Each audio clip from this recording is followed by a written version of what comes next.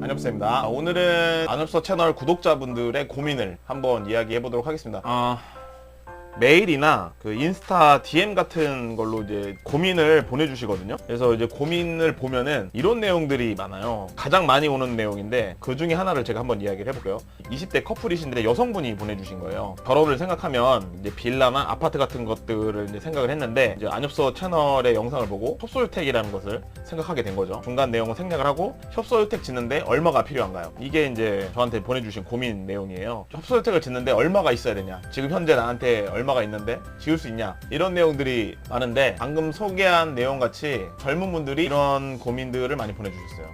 이런 내용을 보고 느낀 게 안엽소 채널 영상을 통해서 이런 이제 젊은 분들이 주거 생활에 대한 생각의 전환을 했다는 게 저는 참 좋더라고요. 어쨌든 협소주택이 얼마 있으면 지을 수가 있나, 이 내용에 대해서 이제 말씀을 드리려고 하는데, 그 협소주택이라는 것을 이제 알게 되었는데 관련된 것들을 이제 검색이나 다방면에서 이제 서치를 해보면은 이제 아마 가장 궁금한 게 이제 비용일 텐데, 이제 비용에 대한 것들이 각기 다 다르고 어디는 비싸다 그러고 어디는 저렴하다 그러고 이러니까 이제 혼란스러워 하시는 것 같아요. 그래서 아마 이런 이제 고민들이 많으신 것 같아요. 그래서 제가 그냥 쉽게 기준을 하나 딱 잡아서 말씀을 드릴게요. 그 기준으로 이제 다양한 상황에서 위아래로 생각을 하시면 되겠습니다. 우선은 지역은 서울로 할게요. 서울에 5평짜리 협소주택을 3층에서 4층 규모로 지었을 때, 그랬을 때 1억 있으면 됩니다. 1억. 현금으로 1억 가지고 있으면 됩니다. 그러니까 5평씩 4개 층을 지으면은 5평, 5평, 5평, 5평이니까 20평이잖아요. 요즘 신혼부부들에게 가장 수요가 있는 18평형 아파트 크기와 좀 비슷한 거죠. 결혼 예정 커플이시니까 남성분, 여성분 각자 4천씩 모으시고, 이제 4천씩 모으면 8천이잖아요.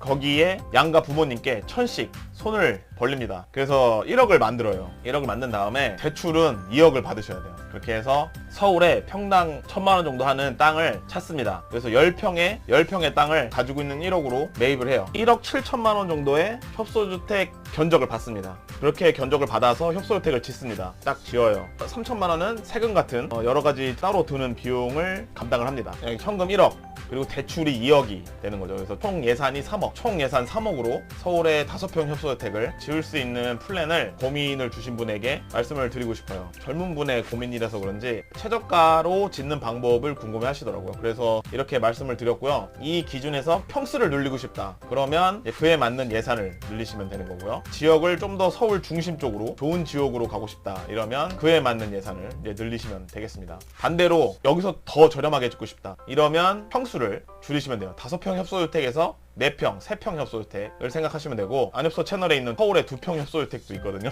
그렇게 생각을 하셔서 평수를 줄이시면 되고, 만약에 평수를 줄이기 싫다면은 서울 지역이 아닌 서울 외곽 지역으로 알아보시는 것도 방법이 될 수 있겠죠. 평당 1,000만 원 안쪽으로 찾으시려면 서울에 남은 곳이 그렇게 많지가 않거든요. 그 관련 내용들 중에 또 이렇게 쭉 보면은 그런 내용이 있어요. 대출은 절대 받기가 싫습니다, 이런 내용도 있거든요. 대출에 대해서 겁을 가지고 계시는 분들은 대출 전화나 문자, 이런 스팸 관련된 것들 때문에 막연한 공포심이 있는 거라고 생각을 해요. 나를 빚쟁이로 전락시키는 이런 음모들이 아닐까라고 생각하시는 분들이 계실 수 있는데, 물론 이제 금융기관의 가장 큰 수익원이긴 합니다, 이 대출 상품이라는 게.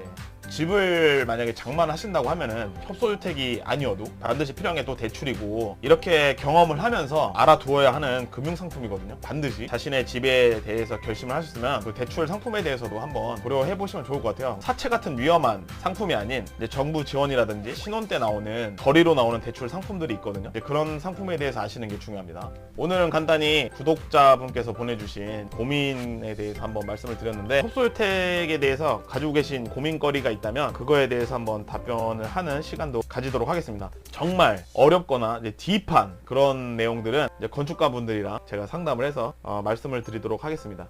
네, 오늘은 여기까지 하도록 하겠습니다. 감사합니다.